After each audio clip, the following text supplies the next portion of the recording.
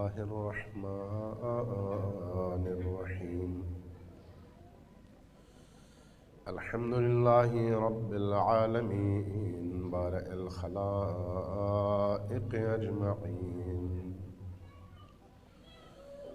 والصلاة والسلام على جميع الأنبياء والمرسلين سيما من سمي في الآفاق بأحمد وفي الأرض بأبي القاسم محمد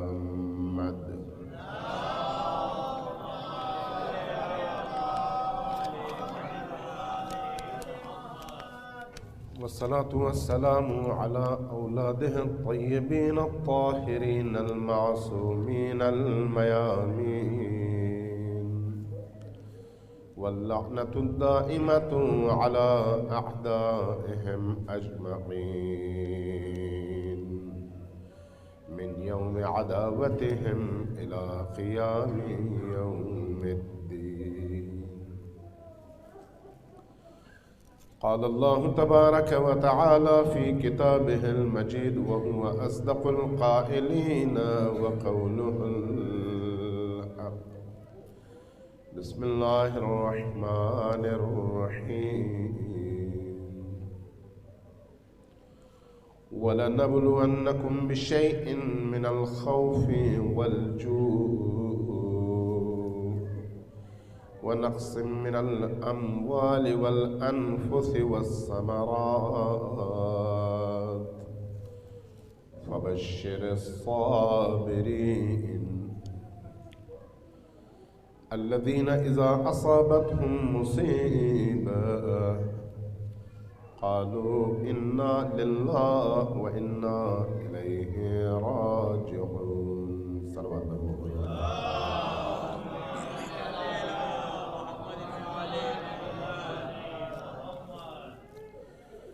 تمام مؤمنین و مؤمنات، شہدائے اسلام، تمام دنیا کے اندر جتنے بھی لوگوں نے اللہ کے دین کی حفاظت کی راہ میں جام شہادت نوش کیا ہے، ان سب کو اپنی دعاؤں میں یاد رکھیے. خصوصی طور پر آج جس مرحوم مغفور کے لیے ان کی چہلم کی مناسبت سے اس مجلس عزا کا انعقاد کیا گیا ہے، مرحوم عطرت جعفری صاحب، اللہ تبارک و تعالیٰ ان کے درجات کو بلند فرمائے،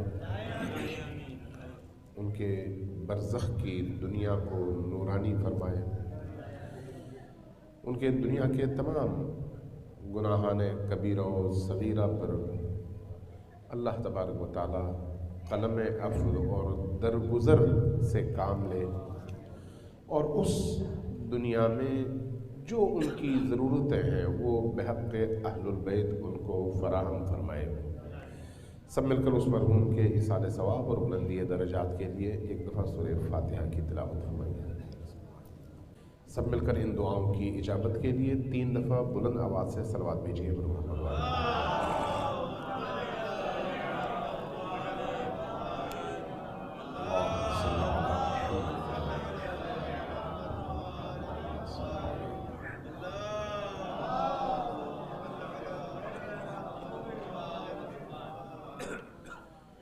کسی نے کہا تھا کہ موت تو زندگی کا وقفہ ہے، یعنی آگے چلیں گے دم لے کر. حقیقت یہی ہے. آج جتنے لوگ اس مجلس اور محفل میں تشریف فرما ہیں، آج ہے، کل کہاں پر ہوں گے نہ مجھے پتا ہے نہ آپ کو معلوم ہے. گزشتہ کل میں بہت سارے لوگ ساتھ میں بیٹھے ہوئے تھے لیکن آج ساتھ میں نہیں ہیں. اس کا مطلب یہ ہے کہ ہم واقعی سب کے سب مہمان ہیں، لیکن ضرورت جس چیز کی ہے وہ یہ ہے کہ ہمیں اس چیز کا احساس اور ادراک ہو کہ ہم واقعی مہمان ہیں. جب مہمان کسی جگہ جاتا ہے اس کو پتہ ہوتا ہے کہ میں نے گھنٹہ بیٹھنا ہے، 2 گھنٹہ، 3 گھنٹے، اس سے زیادہ نہیں بیٹھنا. وہ اسی حساب سے وہاں پر جاتا ہے. اسی حساب سے تیاری کر کے جاتا ہے، اور اس کو چونکہ پتہ ہوتا ہے کہ وہاں پر اس نے پڑاؤ نہیں ڈالنا، ایک محدود وقت ہے، اس محدود وقت کو اس نے وہاں پر صرف کرنا ہے، گزارنا ہے، لہٰذا وہ اسی حساب سے جاتا ہے اور پھر وہاں سے اٹھ جاتا ہے۔ اس لیے اپنے ساتھ وہ اتنی ہی چیزیں لے کے جاتا ہے جتنی چیزوں کی ضرورت وہاں پر ہوتی ہے، اس سے نہ زیادہ نہ کم، چونکہ اس کو معلوم ہے کہ وہ کچھ دیر کے لیے جا رہا ہے۔ یہ جو دنیا ہے جہاں پر میں اور آپ ہیں، یہ اس مہمان یا مہمان خانے کی نسبت تھوڑی سی لمبی اور تھوڑی سی زیادہ عمر والی ہے، لیکن اللہ تبارک و تعالیٰ نے اس زندگی اور اس دنیا کو ایسا رکھا کہ آپ کو یہ نہ معلوم ہو سکے کہ آپ 100 سال ہیں یا 1 سال ہیں، آپ کو نہیں معلوم، مجھے نہیں معلوم، اور اس کی بھی وجہ رکھی، چونکہ اگر آپ کو مجھے اپنی موت کے وقت کا اندازہ ہوتا تو نہ میں یہاں پر پرسکون رہتا نہ آپ پرسکون رہتے، یعنی آپ کو مجھے اطمینان سے یہ جو ٹائم آپ کے پاس ہے اس ٹائم کو اطمینان سے گزروانے کے لیے مجھے بھی اور آپ کو بھی میری زندگی کی لمٹ کا نہیں بتایا، تاکہ جو ٹائم گزارو وہ اطمینان سے گزارو اور معرفت کے ساتھ گزارو، اس لیے بتایا نہیں۔ اب ذرا غور کیجئے گا کہ ہم جاتے ہوئے تو سب کو دیکھ رہے ہیں اور آتے ہوئے بھی دیکھ رہے ہیں، جب ہمیں یہ معلوم ہے کہ ہم یہاں پر آئے ہیں تو جانے کے لیے آئے ہیں، پھر دوسری طرف یہ بھی ہم جانتے ہیں کہ اللہ تبارک و تعالیٰ نے قرآن کریم میں ہمیں یہ بات سمجھا دیا ہے کہ میں اللہ کی ملکیت ہوں، میں اللہ کی ملکیت ہوں، جو اللہ کی ملکیت ہو اس کی اپنی کوئی مرضی نہیں ہوتی۔ جب ایک گاڑی آپ کہتے ہیں فلان شخص کی ملکیت ہے، آپ کسی جانور کے بارے میں کہتے ہیں فلان شخص کی ملکیت ہے، گھر کے بارے میں کہتے ہیں فلان شخص کی ملکیت ہے، تو اس ملکیت کے آثار کیا ہے؟ اس کی اپنی مرضی نہیں ہے، جو مرضی ہے وہ مالک کی ہے۔ جب ہم قرآن کریم پڑھتے ہیں تو قرآن نے کیا کہا؟ قرآن نے کہا کہ فبشر، بشارت دیجئے کن لوگوں کو؟ ان لوگوں کو جو صبر کرتے ہیں۔ صبر کا کیا مطلب ہے؟ ایک وسیع مفہوم اور وسیع معنی ہے۔ صبر کا مطلب ہے مشکلات کے مقابلے میں استقامت، صبر کا مطلب ہے اپنی خواہشات کے مقابلے میں کھڑے ہو جانا اور ڈٹ جانا، صبر کا مطلب ہے کہ جب آپ کے سامنے 2 رستے ہوں، ایک رستہ آپ کی خواہش کا ہو اور دوسرا رستہ میرے رب کی رضا کا ہو، تو میں خواہش کے رستے کو قدموں تلے رون ڈالوں اور اس رستے کا انتخاب کروں جو میرے رب کا بتایا ہوا اور اس کی مرضی کا رستہ ہے۔ یہ صبر کا مقام ہے۔ صبر کا مقام یا صبر کا مفہوم یہ نہیں ہے کہ وہی آپ کو ایک تھپڑ مار دے تو آپ دوسری گال بھی آگے کر دیں، ہاں دوسرے پہ بھی مارو، یہ صبر نہیں ہے۔ صرف یہ صبر نہیں ہے کہ کسی نے آپ کا حق مار لیا تو آپ نے کہا چلو یار میں صبر کر لیتا ہوں، کوئی اور بھی آئے وہ بھی میرا حق مار لے، نہیں، صبر کا مفہوم یہ نہیں ہے۔ صبر کا مفہوم یہ ہے کہ آپ جس رستے پر اللہ کا رستہ سمجھ کر چل رہے ہیں اس رستے پر پوری دیانتداری کے ساتھ، پوری طاقت کے ساتھ، پوری توانائی کے ساتھ اس طرح سے چلتے رہے کہ اس رستے پر پیش آنے والی تمام مشکلات اور تمام مصائب کو آپ روندتے چلے جائیں، اور وہ مصائب، وہ مشکلات، وہ رکاوٹیں آپ کو رستہ بدلنے پر مجبور نہ کریں، یعنی آپ ان تمام مشکلات پر غلبہ پا سکیں۔ یہ صبر ہے۔ یہ صبر کی ایک شکل استقامت ہے۔ تو یہ استقامت ہے، یہ جو صبر ہے کن چیزوں پر ہے؟ سب سے پہلی چیز یہ ہے کہ اس دنیا کو آپ کے لیے اور میرے لیے ایک امتحان گاہ بنایا گیا ہے، امتحانی حال۔ یہاں پر ہر ایک نے آنا ہے، جو کچھ اس نے کیا ہے اور جو کچھ اس نے کرنا ہے اس پر اس نے توجہ دینی ہے، اور اس توجہ کے نتیجے میں جب آپ اس حال سے نکل جاتے ہیں تو آپ کا پیپر جمع ہو جاتا ہے۔ اب جیسے ہی آپ نکلے، چند لمحوں کے بعد، چند گھنٹوں کے بعد، کچھ وقت کے بعد آپ کے سامنے حال میں جو کچھ کیا آپ نے اس کا رزلٹ آنا ہے کہ یہ ہے تمہارا کارنامہ۔ اگر ایسا ہے تو پھر ہم درست رستے پر چلتے کیوں نہیں آئے؟ کیا اللہ تبارک و تعالی نے ہمیں عقل سے نہیں نوازا؟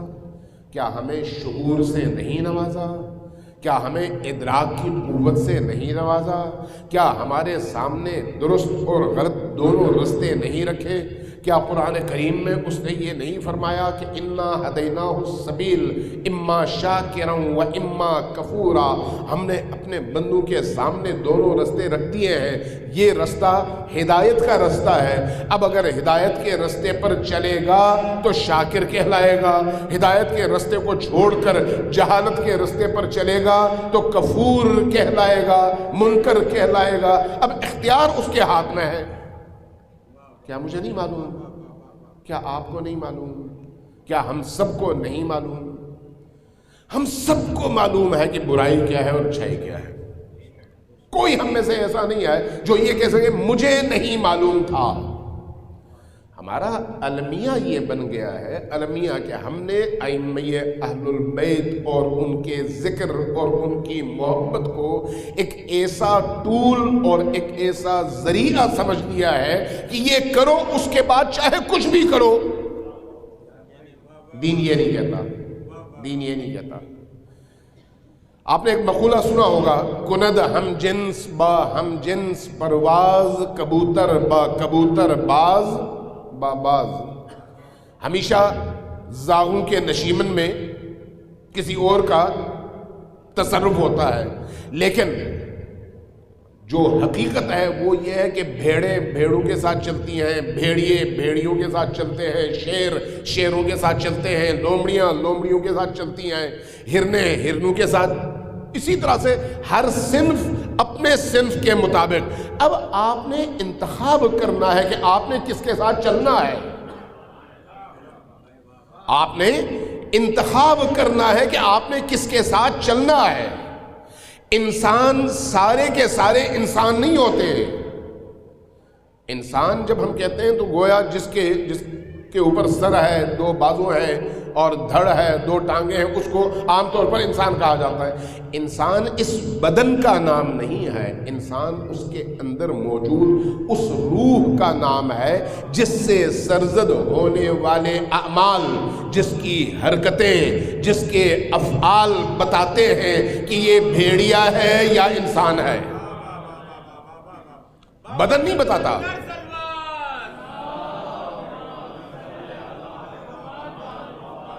بدن نہیں بتاتا۔ آپ ذرا غور کیجئے گا، کسی ولی کا بدن اور کسی فاسق و فاجر کا بدن، دونوں میں آپ کو کوئی فرق نظر نہیں آئے گا۔ دونوں گوشت پوست کے ہیں، دونوں میں مقرر شدہ ہڈیاں ہیں، دونوں کی آنکھیں ہیں، دونوں کا سر ہے، دونوں کا دھڑ ہے، دونوں گوشت پوست کے ہیں، دونوں میں دھڑ کے حساب سے کوئی فرق نہیں ہے، لیکن یہ کہاں اور وہ کہاں۔ تو اس کا مطلب ہے وہ جو شناخت ہے وہ بدن نہیں ہے، وہ روح ہے۔ اور روح کیا ہے؟ روح ان خصوصیات کا نام ہے جو خصوصیات آپ کے اس دنیا میں زندگی اور عمل میں آپ کے جسم کے اعضاء اور جوارح سے سرزد ہوتے ہوں اور انجام پاتے ہوں۔ جو کچھ آپ کا ہاتھ کرتا ہے وہ بتاتا ہے کہ یہ بھیڑیا ہے یا انسان ہے۔ جو آپ کی زبان کرتی ہے یہ زبان کا فعل بتاتا ہے کہ یہ انسان ہے یا بھیڑیا ہے۔ جو آپ کے کان کرتے ہیں یہی آپ کی قوت سماعت کے نتیجے میں سرزد ہونے والے اعمال اور افعال بتاتے ہیں کہ یہ انسان ہے یا حیوان ہے۔ جو آپ کی آنکھ کرتی ہے وہی آپ کے آنکھ کی حرکت اور اس کا فعل بتاتا ہے کہ یہ کیا ہے. جو آپ کھاتے ہیں زبان سے وہ آپ کی زبان، آپ کا منہ بتاتا ہے کہ یہ اصل میں کیا ہے. آپ کا پیٹ بتاتا ہے، آپ کی آنکھیں بتاتی ہیں. یعنی آپ کے یہی اعضاء و جوارح ہیں جن سے سرزد ہونے والا فعل بتاتا ہے کہ یہ شخص انسان ہے یا غیر انسان ہے. غیر انسان میں پھر آپ کو ہزاروں قسمیں نظر آئیں گی. انسان کا مطلب یہ ہے کہ حیوانی خصوصیات کے غلبے اور قید سے آزاد ہونا. انسان کا مطلب یہ ہے. حیوانیت کیا ہے؟ غضب حیوانیت ہے، غصہ حیوانیت ہے، نفس کی خواہشات کی اسیری اور قیدی ہونا حیوانیت ہے، آنکھوں کو اللہ کے دیے ہوئے احکام سے ہٹا کر جہاں اللہ نے روکا وہاں پر استعمال کرنا حیوانیت ہے، منہ کو وہاں استعمال کرنا جہاں پر اللہ نے روکا ہے حیوانیت ہے، وہ کھانا جس سے اللہ نے روکا ہے وہ حیوانیت ہے، وہ بولنا جس سے اللہ نے روکا ہے وہ حیوانیت ہے. ایک ایک کر کے آپ لسٹ بناتے چلے جائیں. ہر وہ چیز جس سے اللہ نے روکا ہے وہ حیوانیت ہے، اس لیے روکا ہے، اور ہر وہ چیز جس کے بجا لانے کا حکم دیا ہے وہ انسانیت ہے، اس لیے اللہ نے انجام دینے کا حکم دیا ہے.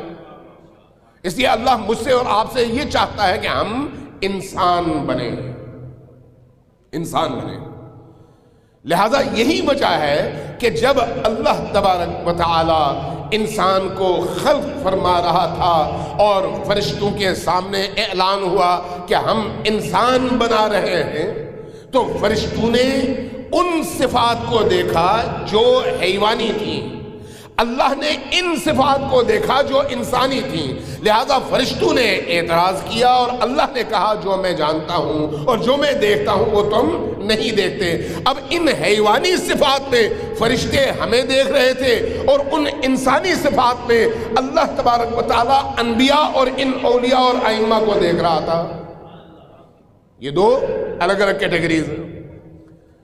لہذا جب ہم کہتے ہیں کہ اللہ تبارک و تعالیٰ نے مجھے اور آپ کو حکم دیا ہے کہ نیکیوں کے رستے پر چلو، تو نیکیوں کے رستے پر چلنے کا مطلب کیا ہے؟ مطلب یہ ہے کہ ان ہستیوں کی جو سیرت آپ تک پہنچی ہے اس سیرت کو پڑھو، اس سیرت کو سمجھو، اپنے اندر اس سیرت کی محبت پیدا کرو. یہ محبت آپ کو ان سے جوڑ دے گی، نتیجتاً آپ ان کے پیروکار کہلاؤ گے. عام طور پر ہم، جیسے میں نے پہلے عرض کیا کہ ہم حب اہل البیت کو تمام تر مشکلات کے حل کے لیے کافی سمجھتے ہیں. یہ رستہ ہے، حب اہل البیت رستہ ہے، رستہ یعنی اس پر چلتے ہوئے ہی آپ نجات تک پہنچ سکتے ہیں. اگر حب اہل البیت کے رستے کو آپ چھوڑ دیں گے تو نتیجتاً آپ اس منزل تک کبھی نہیں پہنچ سکتے. لیکن اس حب اہل البیت کے جو تقاضے ہیں وہ کیا ہیں؟ وہ یہ ہے کہ آپ اور میں اپنے اندر وہ چیزیں پیدا کریں جس کے نتیجے میں میرے اور میرے ان موالی، ان حضرات، ان بزرگوں، ان اولیاء، ان ائمہ اور اللہ کے ان برگزیدہ بندوں کے درمیان مشابہت پیدا ہو، مشابہت پیدا ہو. آپ شفاعت کی بحث پڑھتے ہیں یا سنتے ہیں تو شفاعت کس کو کہتے ہیں؟ شفاعت کا جو تصور ہے وہ یہ ہے کہ ہمارے مرنے کے بعد ائمہ آئیں گے، ہمارا ہاتھ تھامیں گے، اللہ کی بارگاہ میں کھڑے ہو جائیں گے اور ہماری سفارش کریں گے اور ہمیں جنت میں داخل کر دیں گے. یہی ہے نا اس کا حاصل، یا کچھ اور ہے؟ شفاعت کا قرآنی تصور ذرا واضح کریں اپنے آپ پر. شفاعت، یہ جو دو انگلیاں ساتھ میں ہیں اس کو کہتے ہیں یہ ایک دوسرے کے شفیع ہیں، جڑے ہوئے. یہ جو جڑی ہوئی دو انگلیاں ہیں ان کو کہتے ہیں یہ ایک دوسرے کی شفیع ہے. شفاعت کا کیا مطلب ہے؟ ضم الشیء الی مثلہ، ایک چیز کو دوسری مشابہ چیز کے ساتھ جوڑ دینا. یہ جو آپ کو یہاں پر 6 کرسیاں نظر آ رہی ہیں، یہ کرسیاں ہو بہو ایک طرح کی ہیں. ان ہو بہو ایک طرح کی کرسیوں کو آپ نے ایک دوسرے سے جوڑ دیا، تو یہ جو جوڑنا ہے یہ ہے شفاعت۔ قرآن نے جو تصور دیا ہے وہ یہ ہے کہ جو لوگ ائمہ کی شباہت اختیار کریں گے، اولیاء کی شباہت اختیار کریں گے، جو لوگ اللہ کے برگزیدہ بندوں کی شباہت اختیار کریں گے، ان کے شبیہ ہوں گے، ان سے مماثلت اختیار کریں گے، ان کو اللہ تبارک و تعالیٰ وہ مقام دے گا کہ وہ انبیاء، وہ اولیاء، وہ ائمہ ان کا ہاتھ تھامیں گے اور اپنی صف اور اپنی لائن میں اپنے ساتھ کھڑا کر دیں گے۔ اسی امام بارگاہ میں آپ دیکھتے ہوں گے شبیہیں موجود ہیں۔ یہ شبیہیں کیا ہیں؟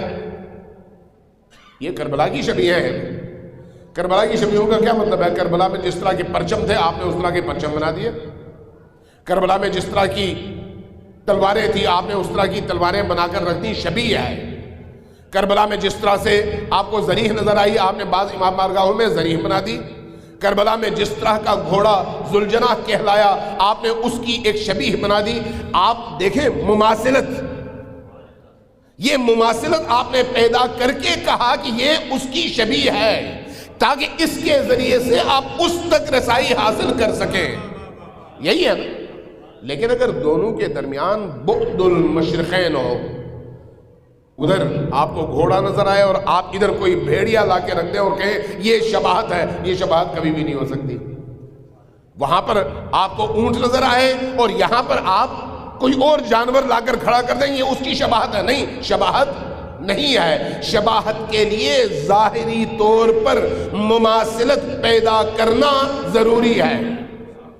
لہذا جب ہم اپنی بات ائمہ ہدیٰ علیہ السلام کے ساتھ کرتے ہیں تو وہاں پر جب شفاعت کی بات ہوگی تو پھر یہ بحث آئے گی کہ کیا آپ میں اور ان میں کوئی شباہت ہے یا نہیں ہے، آپ میں اور ان میں کوئی مماثلت ہے یا نہیں ہے۔ اب مماثلت کہاں پر ہوگی؟ بدن کے لحاظ سے نہیں، بدن کے لحاظ سے تو کافر کا بدن بھی وہی ہے جو مسلمان کا بدن ہے، مشرک کا بدن بھی وہی ہے جو مسلمان کا بدن ہے، اللہ کے منکر کا بدن بھی وہی ہے جو ایک مسلمان کا بدن ہے۔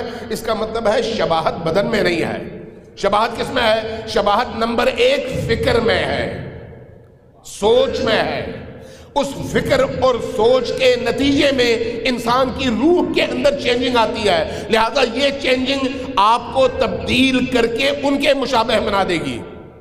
اگر یہ چینجنگ آئے، فکر میں چینجنگ، تبدیلی اور روح میں تبدیلی، اگر ان دو چیزوں کے اندر تبدیلی آ جائے تو یہ تبدیلیاں باعث بنیں گی کہ آپ کے اسی جسم سے، آپ کے انہی اعضاء اور جوارح سے، آپ کے انہی ہاتھ پاؤں سے، آپ کے اسی بدن کے مختلف اجزاء سے وہ افعال جنم لیں، وہ افعال سرزد ہوں جو کہ ان ہستیوں سے سرزد ہوتے تھے جو افعال وہ ہستیاں انجام دیتی تھیں۔ اب ذرا سوچئے، وہ لوگ سچے تھے، وہ لوگ سچے تھے، نبی کریم کو صادق اور امین کہا گیا، لیکن کیا یہ صرف نبی کریم سے مختص تھا؟ نبی کریم کے بعد امیر المومنین کو دیکھیں، حضرت زہرا کو دیکھیں، امام حسن اور امام حسین کو دیکھیں، باقی تمام ائمہ اہل البیت کو دیکھیں، کیا ان میں سے کوئی ایسا ہے جو صادق نہ ہو، جو امین نہ ہو، جو سچا نہ ہو، جو امانتدار نہ ہو؟ اگر وہ سچے اور امانتدار تھے تو ان کے پیروکاروں کی ذمہ داری کیا ہے؟ کیا کوئی کاذب اور کیا کوئی خائن ان کا پیروکار بن سکتا ہے اور شباہت ہو سکتی ہے؟ ایک خائن اور ایک کاذب کی شباہت کبھی بھی ایک سچے اور ایک صادق سے، ایک امانتدار سے نہیں ہو سکتی، چاہے وہ لاکھ کہتا رہے کہ میں ان کا ہوں۔ روح الگ الگ ہے۔ گندے برتن اور صاف برتن میں فرق یہی ہے، صاف برتن میں جو بھی ڈالو وہ پاک و پاکیزہ ہے، گندے برتن میں چاہے جتنا بھی صاف ترین اور پاک ترین چیز ڈالو وہ نجس ہو جائے گا، صاف کبھی بھی نہیں ہوگا۔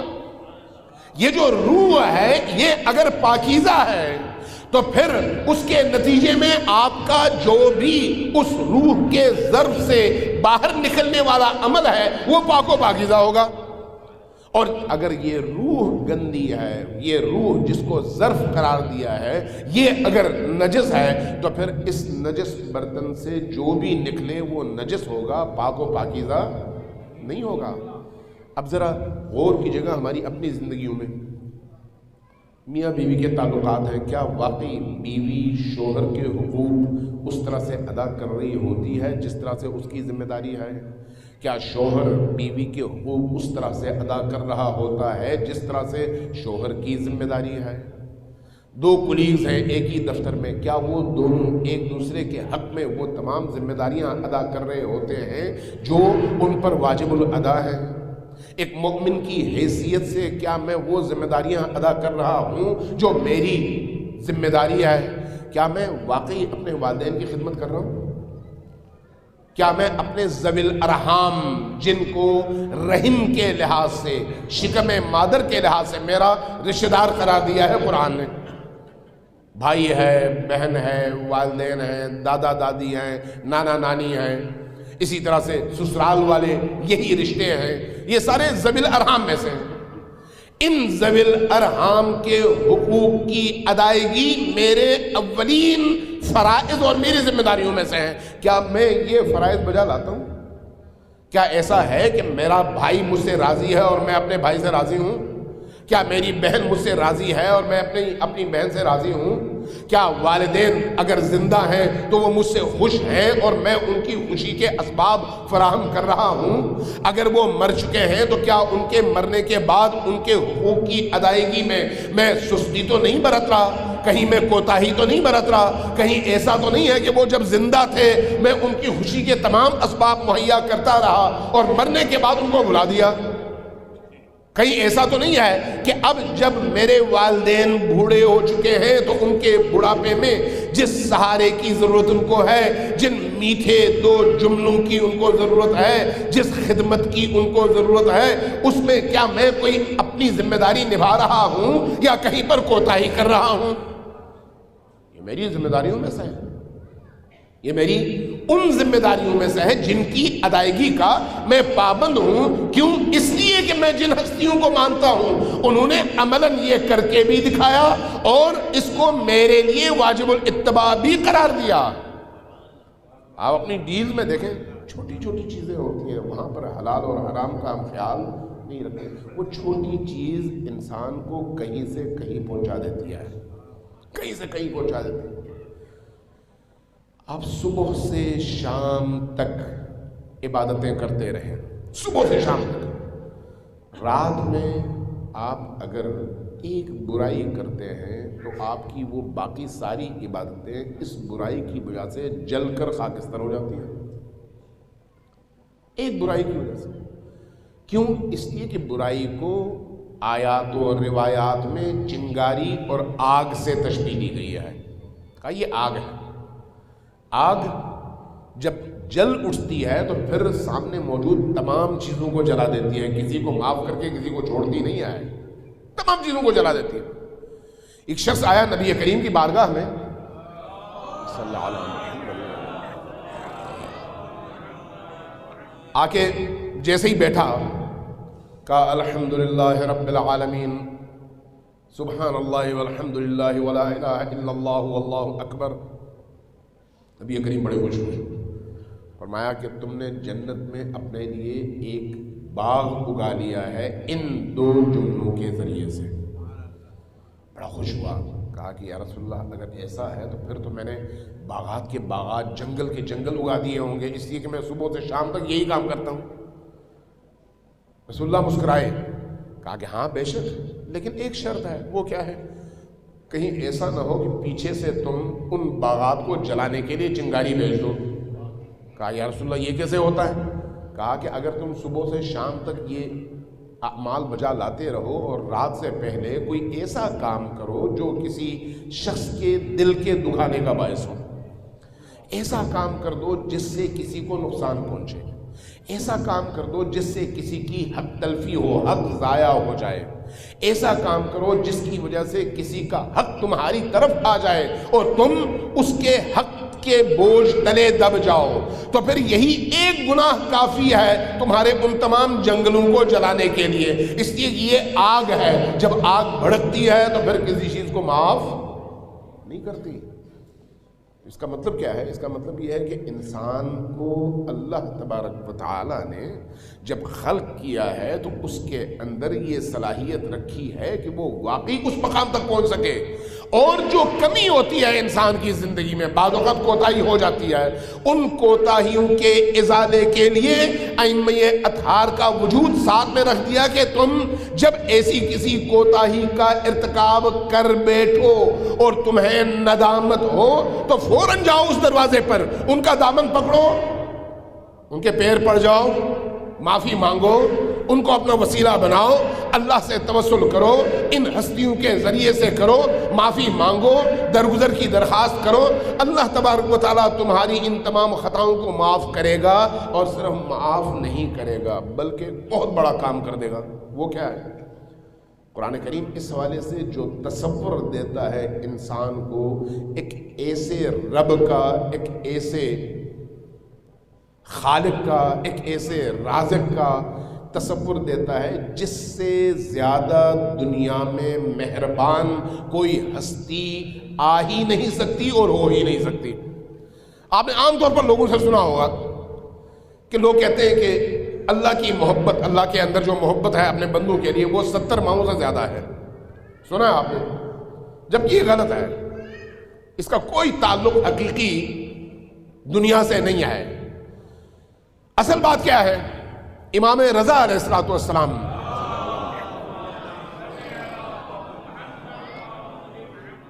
امام رضا علیہ السلام نے عیون اخبار رضا میں، اخبار رضا یعنی امام رضا علیہ السلام سے مروی روایات کی 2 جلدوں کی کتاب ہے، عیون اخبار رضا، وہاں پر ایک روایت نقل کی ہے، فرماتے ہیں کہ اللہ تبارک و تعالیٰ کا یہ جو آپ نام لیتے ہیں نا، بسم اللہ الرحمن الرحیم میں الرحمن اور الرحیم کہہ کر، تو یہ جو اللہ کی رحیمیت ہے، اللہ کی محبت ہے بندوں کی نسبت سے، اللہ تبارک و تعالیٰ نے اپنی رحمت کے 100 حصے بنائے ہیں۔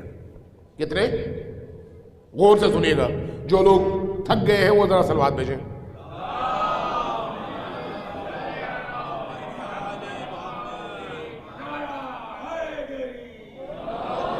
اب جو لوگ نہیں تھکے وہ بھی ذرا صلوات بھیجیں۔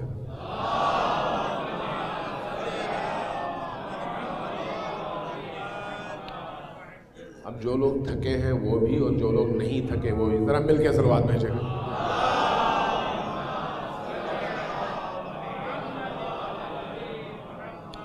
فرمایا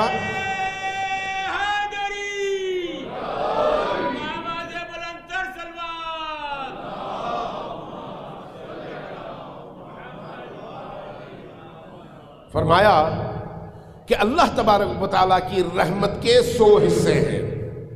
کتنے حصے ہیں؟ 100 حصے۔ فرمایا کہ اللہ نے اپنی ان 100 حصوں کی رحمت میں سے ایک حصہ، صرف ایک حصہ تمام مخلوقات کے درمیان تقسیم کر رکھا ہے۔ تمام مخلوقات، یعنی جب سے وہ رب ہے، جب سے وہ خالق ہے، جب سے وہ رازق ہے، تب سے لے کر جب تک وہ رازق ہے، خالق ہے، رب ہے۔ ذرا تصور کیجئے، اللہ کی مخلوقات کی نوع، ان کی تعداد آپ گن سکتے ہیں؟ گن سکتے ہیں؟ نہیں۔ اللہ تبارک و تعالیٰ نے اس دنیا میں جو چیزیں پیدا کی ہیں ان میں ایک کیڑا، میں ابھی کچھ دن پہلے کسی طبیب کے ساتھ تھا، کہنے لگا یہ جو جونک ہے، جونک ایک کیڑا ہے نا جو چمٹ جاتا ہے اور انسان کے جسم سے خون چوستا ہے، کہنے لگا کہ صرف اس ایک جونک کی 1250 قسمیں اللہ نے پیدا کی ہیں، صرف اسی ایک جونک۔ مکھیوں کی سینکڑوں قسمیں، مچھروں کی سینکڑوں قسمیں، باقی تمام جانوروں کی، جن جانوروں کو آپ جانتے ہیں، جنہیں آپ نہیں جانتے، نہیں دیکھا، نہیں واقف، وہ ان کے علاوہ ہیں جن کو آپ جانتے ہیں۔ روایت کہتی ہے کہ اپنی خلقت کے روز اول سے، یعنی جب سے اللہ نے مخلوق کو خلق کیا ہے اس وقت سے لے کر جب تک وہ خالق ہے، جب تک وہ رازق ہے، جب تک وہ رب ہے، تب تک آنے والی تمام مخلوقات کے درمیان اللہ تبارک و تعالیٰ نے اپنی ان 100 رحمتوں میں سے ایک رحمت یا ایک حصہ تقسیم کر رکھا ہے۔ اس کا نتیجہ یہ ہے کہ ایک ماں خود جلتی ہے، مرتی ہے، اپنے بچے کو جلنے اور مرنے سے بچاتی ہے، چاہے وہ ماں انسان کی ماں ہو، چاہے وہ کسی حیوان کی ماں ہو۔ اب آپ سوچئے کہ وہ کتنا چھوٹا ذرہ آیا ہوگا اس ماں کے حصے میں، ان اربوں نہیں کھربوں مخلوقات کے درمیان، کہ اس ایک ذرے کا نتیجہ یہ ہے کہ ماں خود مرتی ہے لیکن اپنے بچے کو مرنے نہیں دیتی۔ اگر آپ کو یاد ہو، اس طرح کے واقعات بہت سارے ہوئے ہیں۔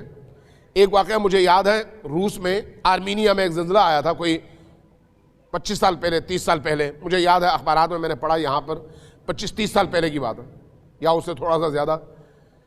تو اس میں انہوں نے خبر دی کہ کوئی 15 دن کے بعد ایک ماں کو ملبے کے نیچے سے نکالا گیا، تو ماں کی سانسیں اکھڑ رہی تھیں، 15 دن وہ ملبے کے نیچے رہی۔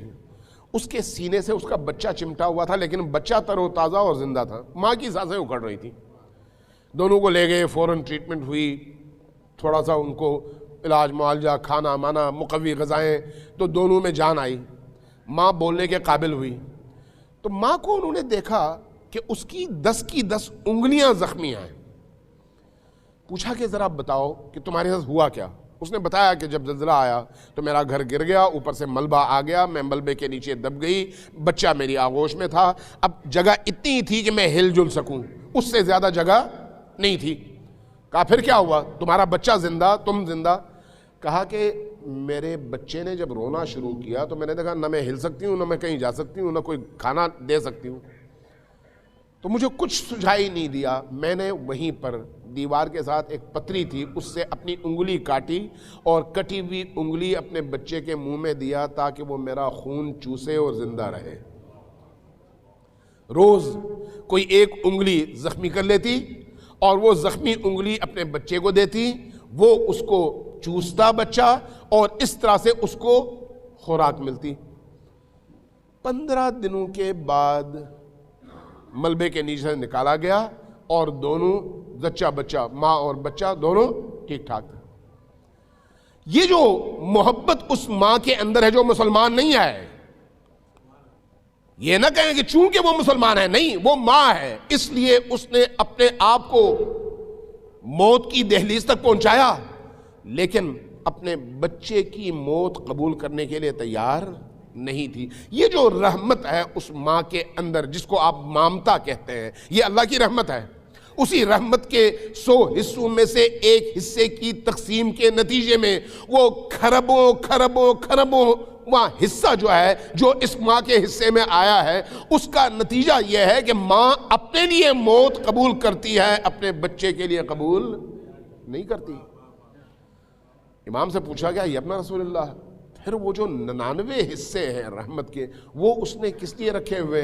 کہا کہ اللہ تبارک و تعالیٰ نے آخرت کے لیے رکھے ہوئے ہیں، تاکہ آخرت میں جب اللہ کے وہ بندے جنہوں نے گناہ کیے، جنہوں نے عصیان کیا لیکن بعد میں پچھتائے، اب اس پچھتاوے کی وجہ سے جب وہ ائمہ ہدیٰ علیہ السلام کے توسل سے نبی کریم کو وسیلہ بنا کر ان کی شفاعت طلب کرتے ہوئے اللہ کی بارگاہ میں آئیں، تو اللہ تبارک و تعالیٰ اپنے ان 99 حصے رحمتوں کو نچھاور کر کے ان گناہ گاروں کو وہ مقام دے جو مقام انہوں نے کبھی سوچا بھی نہیں تھا۔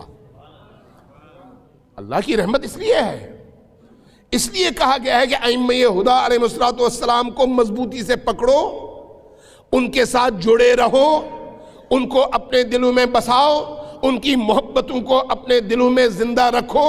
ہاں کہیں پر کوتاہی ہوئی تو فوراً پلٹ کر آؤ بھی، ایسا نہ ہو کہ یہ کہو کہ چونکہ ائمہ ہیں اس لیے میں آزاد ہوں، نماز نہ پڑھوں، روزہ نہ رکھوں، لوگوں کا حق کھاؤں، برائیاں کروں۔ زبان استعمال کروں غلط جگہ پہ، کان استعمال کروں غلط جگہ پہ، لیکن چونکہ ائمہ ہیں اس لیے کوئی مسئلہ نہیں. نہیں، ایسا نہیں ہے. یہ تصور قرآن کا نہیں ہے، یہ تصور اہل البیت کا نہیں ہے.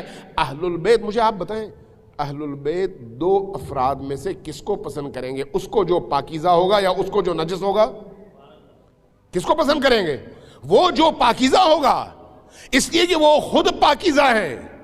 جو پاکیزہ ہیں وہ پاکیزہ کو پسند کرتے ہیں، جو نجس ہوتے ہیں وہ نجس کو پسند کرتے ہیں. لہذا اگر وہ پاکیزہ ہیں اور ہم ان کو پاکیزہ سمجھتے ہیں تو پھر ہمیں بھی پاکیزہ ہونے کی ضرورت ہے. ہمیں بھی اسی طرح سے طاہر و مطہر ہونے کی ضرورت ہے. ہمیں بھی اپنے اندر سے ان تمام نجاستوں کو پاک اور صاف کرنے کی ضرورت ہے. صلوات بھیجیے بر محمد و آل محمد.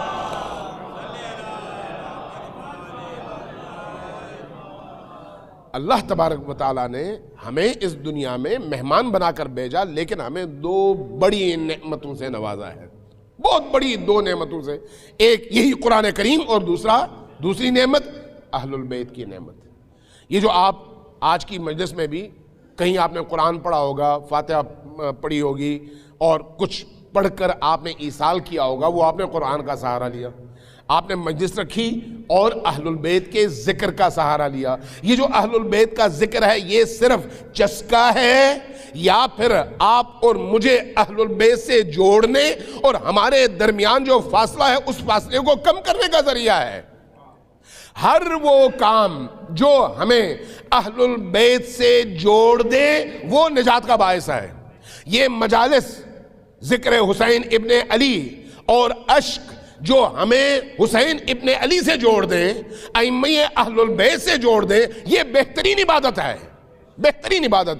اس لیے کہا گیا ہے کہ جب آپ کسی مرحوم کے لیے ایصال ثواب کرنا چاہیں تو جہاں پر آپ قرآن پڑھتے ہیں وہاں پر ذکر اہل البیت بھی کریں، ان کی محبتوں کو عام بھی کریں، ان کے کردار کو عام بھی کریں، ان کی سیرت سے آشنا بھی کریں، ان کی محبتوں کو دلوں میں پیدا بھی کریں. جب محبت پیدا ہوتی ہے تو اس محبت کا ایک سب سے کم اثر یہ ہے، سب سے کم اثر، کہ جو آپ کا محبوب ہے آپ اس کی طرح بننے کی کوشش کرتے ہیں.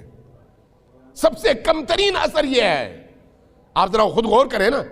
آپ نے نوجوانوں کے چہروں پہ، نوجوانوں کو دیکھا ہوگا، انہوں نے مختلف قسم کی بنیانیں اور شرٹیں پہنی ہوتی ہیں. کسی نے کسی کھلاڑی کو اپنا آئیڈیل بنایا ہوتا ہے، اس کی شرٹ پہنی ہوتی ہے. کسی نے کسی ایکٹر کو آئیڈیلائز کیا ہوتا ہے، اس کی شرٹ پہنی ہوتی ہے. بعض لوگ جو معروف لوگ ہیں، مشہور لوگ ہیں، ان کی نقالی کرتے ہوئے بہت فخر محسوس کرتے ہیں. کیوں؟ اس لیے اس کو وہ کمال سمجھتے ہیں، اس کو وہ فضیلت سمجھتے ہیں. فضیلت وہ ہے جو اہل البیت نے کر کے دکھائی ہے. فضیلت وہ ہے جو اہل البیت کے کردار کے نتیجے میں ہم تک پہنچی ہے. جو چیز وہاں سے ہمیں ملے وہ ہے قابل اتباع، چونکہ وہ نور ہیں. ذکرکم نور، ان کا ذکر بھی اسی لیے نور ہے. وجودہم نور، ان کا وجود بھی اسی لیے نور ہے. حبہم نور، ان کی محبت اور ان کا حب بھی اسی لیے نور ہے. جہاں پر ان کا تذکرہ اس طرح سے آئے گا دلوں کو نورانی کرے گا. جو دل نورانی ہوگا وہ خود بخود ان سے جڑتا چلا جائے گا، جڑتا چلا جائے گا. لہذا حسین ابن علی علیہ السلام کی محبت نجات کا ذریعہ ہے. حسین ابن علی کی محبت نجات کا ذریعہ ہے، نجات کا. ائمہ اطہار کی محبت نجات کا ذریعہ ہے. صرف شیعوں کے لیے نہیں، جو بھی ان سے جڑ جائے، جو بھی جڑ جائے، چونکہ وہ فیض بے قرار ہیں. میں اہل سنت دوستوں کے درمیان اچھا خاصا کہیں نہ کہیں کوئی نہ کوئی رول پلے کرتا ہوں. تو ابھی کچھ عرصے پہلے کچھ دوستوں کو میں نے بھجوایا تھا. میں نے کہا جا کے زیارت کر کے آؤ اور اپنے امام کی بارگاہ میں ذرا اپنی پیشانی زمین پر رکھ کر ان سے ذرا انسیت پیدا کر کے واپس آ جاؤ. ایک پورا گروہ تھا. ایک صاحب جو خود مولانا سمیع الحق کے مدرسے کے فارغ التحصیل تھے، وہاں سے انہوں نے علوم حدیث پر 8 سال لگائے تھے، 40 سال ان کی عمر ہوگی تقریباً. واپس آئے، کہنے لگے کہ میں امام رضا کی بارگاہ میں جب گیا تو بے اختیار میں رویا، تڑپا. 2-3 گھنٹے جب وہاں پر رہا تو میرے ساتھ جتنے گروپ کے لوگ تھے سب بے اختیار زار و قطار رو رہے تھے. اور میں دیکھ رہا تھا کہ باقی شیعہ حضرات جو یہاں پر آئے ہیں وہ اس طرح سے رو نہیں رہے. ہمیں اپنے آپ پہ حیرت ہو رہی تھی. میں بہت مختصر کر رہا ہوں چونکہ لمبا قصہ ہے. کہنے لگے میں نے وہاں پر امام سے کہا کہ میری شادی کو 18-19 سال ہو چکے ہیں، مجھے میرے پاس کوئی بچہ نہیں آئے، میری بیوی بھی پریشان ہے، میں بھی پریشان ہوں، مجھے بچہ چاہیے، ایسا نہ ہو کہ میں یہاں سے واپس جاؤں لیکن خالی ہاتھ جاؤں۔ میں نے یہ دعا کی، نکلا اگلے مہینے ڈاکٹر نے 19 سال کے بعد ہمیں خوشخبری دی کہ آپ صاحب اولاد ہو گئے ہیں۔ اور پھر میں نے دیکھا امام رضا علیہ السلام میرے خواب میں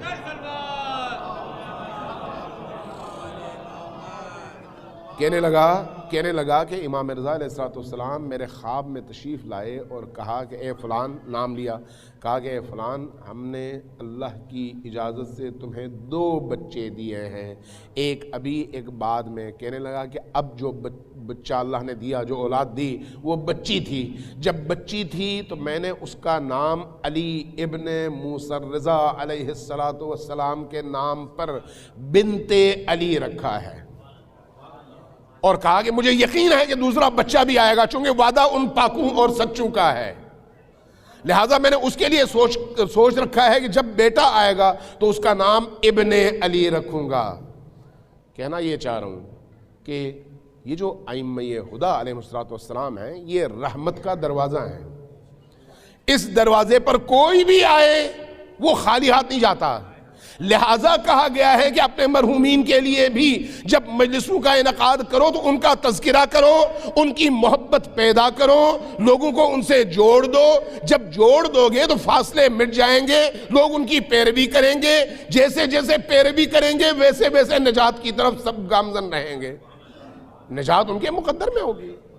لہٰذا یہ جو مجالس ہیں یہ اسی لیے ہیں، اسی لیے کہا گیا ہے کہ جو لوگ ائمہ ہدیٰ علیہم السلام کے دامن سے چمٹے رہتے ہیں اور کوشش کرتے ہیں کہ اپنے دلوں کو ان کا گھر بنائیں، ائمہ ہدیٰ بھی ان کو رہنمائی فراہم فرماتے ہیں اور وہاں پر بھی ان کی نجات بہت آسان ہو جاتی ہے۔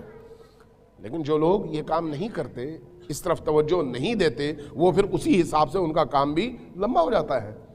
شیخ جعفر شوستری کا نام آپ نے شاید سنا ہو، بہت بڑے مجتہد ہیں، تقریباً کوئی 300 سال پرانے، بہت بڑے مجتہد، اپنے زمانے کے مرجع تقلید اور بہت بڑی ہستی، جنہوں نے امام حسین علیہ السلام پر کتاب لکھی اور کہنے لگے کہ یہ کتاب مجھ پر امام حسین علیہ السلام کی طرف سے انعام ہے، چونکہ اس میں ایسی باتیں ہیں جو کبھی اس سے پہلے کسی نے نہیں کہیں۔ کہنے لگے یہ سارا اللہ کی طرف سے تھا۔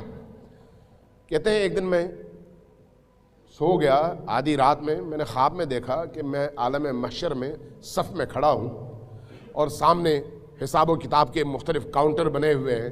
ایک کاؤنٹر پر لکھا ہوا ہے، دروازے ہیں، ایک دروازے پہ لکھا ہوا ہے باب الفقہاء، ایک دروازے پر لکھا ہوا ہے باب الحفاظ، ایک دروازے پر لکھا ہوا ہے باب الحجاج، ایک دروازے پر لکھا ہوا ہے باب الصائمین، ایک دروازے پر لکھا ہوا ہے باب الحسین۔ مختلف دروازے ہیں اور ان پر کوئی نہ کوئی نام لکھا ہوا ہے۔ میں ایک دروازے پر گیا جس پر لکھا ہوا تھا باب الفقہاء، یعنی مجتہدین کا دروازہ۔ کھڑا رہا، میری باری نہیں آئی، بہت ٹائم گزر گیا۔ میں نے محسوس کیا کہ یہاں پر تو میری باری کئی سال نہیں آئے گی، چونکہ قیامت کا دن 50,000 سالوں کے برابر ہے اس دنیا کے، قرآن کہتا ہے۔ کہنے لگے بہت ٹائم گزر گیا، باری نہیں آئی۔ میں نے دیکھا سامنے جو باب الحسین لکھا ہوا ہے اس دروازے پر لوگ بہت تیزی سے آتے ہیں اور اندر چلے جاتے ہیں۔ میں نے یہاں پر یہ لائن چھوڑ دی، اس لائن پہ چلا گیا، کچھ ہی دیر میں میری باری آ گئی۔ جیسے ہی میری باری آئی، میں جب دروازے پر پہنچا تو میں نے دیکھا ابا عبداللہ الحسین تشریف فرما ہے، ساتھ میں حضرت عباس علمدار کھڑے ہیں۔ میں نے سلام کیا، آپ نے جواب دیا، میں نے اجازت چاہی تو فرمایا کہ تم تو فقہاء اور مجتہدین میں سے تھے، اس لیے تمہارا دروازہ تو ادھر بنتا ہے، تم ادھر کدھر آ گئے ہو؟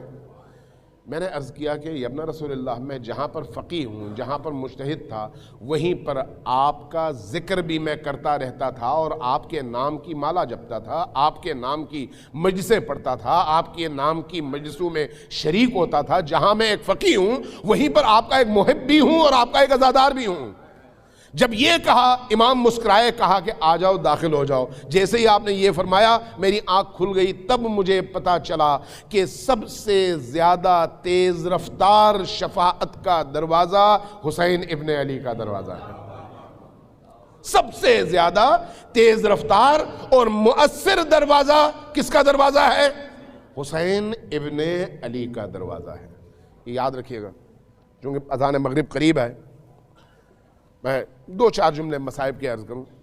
یہ جو کربلا والوں کا تذکرہ ہے نا، اس تذکرے کے نتیجے میں جب دل نرم پڑ جاتے ہیں اور دلوں کے اندر ایک درد اٹھتی ہے، تو یہ درد انسان کے اندر موجود تمام کثافتوں کو پاک کرنے کا ذریعہ بنتی ہے۔ یہ جو چند آنسو انسان کی آنکھوں سے بہنے لگتے ہیں، چند آنسو، یہی آنسو اس کے اندر کی نجاستوں کی تطہیر کا باعث بنتے ہیں۔ یہی آنسو اس کو اس گند کی زندگی سے نجات دلا کر پاکیزہ اور طاہر زندگی میں داخل کرنے کا باعث بنتے ہیں۔ اس لیے ذکر حسین بھی اور عزاداری حسین بھی اس کو اپنی زندگی کا حاصل اس طرح سے بنا لیں کہ واجبات کی ادائیگی کے ساتھ اس فریضے کی ادائیگی میں کہیں پر بھی کوئی کوتاہی نہ ہو، کوئی کوتاہی نہ ہو۔ جہاں پر آپ اخلاص کے ساتھ جا کر یہ کام کریں گے، اللہ تبارک و تعالیٰ آپ کے اس اخلاص کو اپنی بارگاہ میں قبول کرے گا۔ لیکن عزاداری سید الشہداء میں اخلاص ضروری ہے، نام و نمود نہیں، پیسہ نہیں، شہرت نہیں، اشتہار نہیں، بڑے بڑے بینرز نہیں، یہاں پر آپ کا اخلاص چاہیے۔ اگر آپ کا دل واقعی پاک و پاکیزہ ہے اور ان کے درد سے لبریز ہے تو یقین جانیے آپ کی نجات یقینی ہے۔ میں 2 واقعات عرض کروں گا، گفتگو ختم۔ آیت اللہ کوثری، استاد کوثری بہت بڑے نام ہیں، بہت بڑے، ان کا انتقال ہو گیا۔ وہ یہ فرماتے ہیں بہت بڑے ذاکر تھے، بہت بڑے خطیب تھے، اور جب وہ پڑھتے تھے تو پھر مجمع لرزتا تھا، اس طرح سے وہ پڑھتے تھے۔ امام خمینی کی بارگاہ میں وہ اکثر پڑھتے تھے، میں کئی دفعہ ان کو وہاں پر سن چکا ہوں خود۔ کہنے لگے کہ 9 محرم کا دن تھا، 9 محرم ظاہر ہے بہت بڑا دن ہے عزاداری کے حوالے سے۔ کہنے لگے بہت مصروف میرا دن تھا، صبح سے رات تک مختلف جگہوں میں میری مجلسیں تھیں، بڑے بڑے اجتماعات تھے۔ گھر سے نکلا، گلی کے نکڑ پہ پہنچا تو میں نے دیکھا چند بچے ہیں چھوٹے چھوٹے، ان بچوں نے 2-4 اینٹیں رکھ کر ایک جگہ بنائی ہوئی ہے، دیوار پہ ایک سیاہ کپڑا لٹکا دیا ہے اور لکھا ہے امام بارگاہ۔ کہتے ہیں وہاں پر رسم ہے، چھوٹے بچے یہ کام کرتے ہیں، پھر وہاں پر پانی رکھ دیتے ہیں، چائے رکھ دیتے ہیں۔ کہنے لگے میں نے دیکھا بچوں نے یہ کام کیا ہے اور امام بارگاہ بنائی ہے۔ میں گزرنے لگا، میرا ہاتھ پکڑا اور کہا کہ آپ 2 جملے ذکر حسین کے یہاں پر پڑھ کے چلے جائیں۔ کہتے ہیں میں بڑا سٹ پٹایا، میں نے کہا بھائی بڑے بڑے اجتماعات چھوڑ کے میں کیسے یہاں پر رکوں؟ کہا 2 جملے پڑھ دیں۔ وہ بچے جو ہیں وہ لٹک گئے میرا دامن پکڑ کے، میری ابا پکڑی، میں مجبوراً رک گیا، پتھر کے اوپر بیٹھ گیا، بیٹھ کے کربلا کی طرف رخ کر کے میں نے کہا السلام علی الحسین وعلی علی ابن الحسین وعلی اولاد الحسین وعلی اصحاب الحسین۔ یہ 4 جملے میں نے کہے۔ جیسے ہی کہے یہ بچے بڑے خوش ہوئے، میں اٹھنے لگا تو بچوں نے کہا کہ چائے پی کے جائیں۔ چائے مجھے دی میلے سے برتن میں نے چائے کی کیفیت دیکھی، میں نے ایک طرف انڈیل دی، ان کو بتائے بغیر انڈیل دی، اٹھ کھڑا ہوا، ان سے اجازت لی، میں نکل گیا۔ رات جب میں واپس گھر پہنچا تھک ہار کر، وضو کر کے ذکر پڑھی، جا کے بستر پہ لیٹ گیا، سو گیا تو میں نے خواب میں دیکھا بی بی تشریف لائیں۔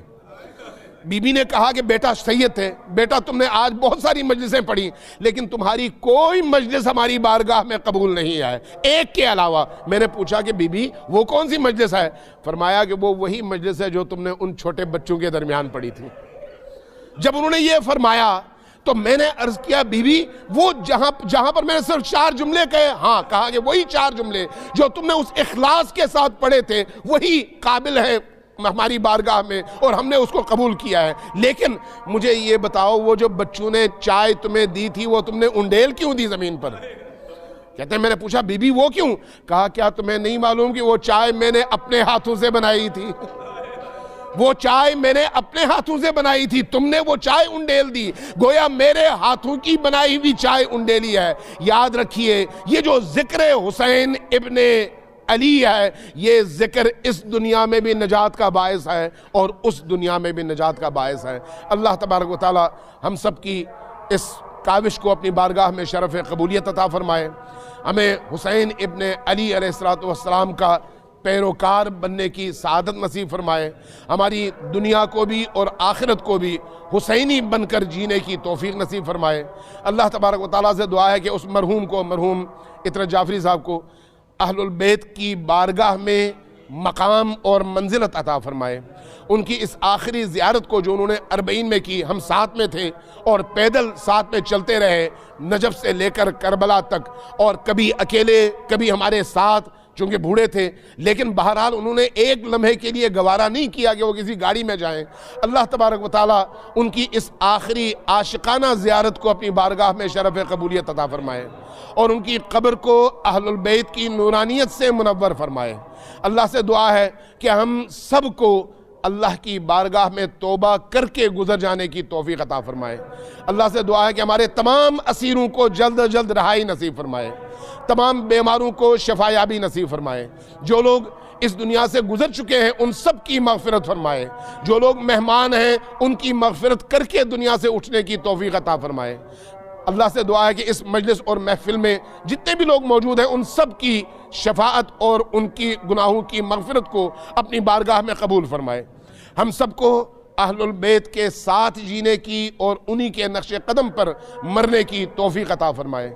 اللہ سے دعا ہے کہ امام عصر کو ہم سے راضی فرمائے، ان کے ظہور میں تعجیل فرمائے اور ہمیں اپنے وقت کے امام کے دوش بدوش اللہ کے دشمنوں سے لڑتے ہوئے جام شہادت نوش کرنے کی توفیق اور سعادت نصیب فرمائے۔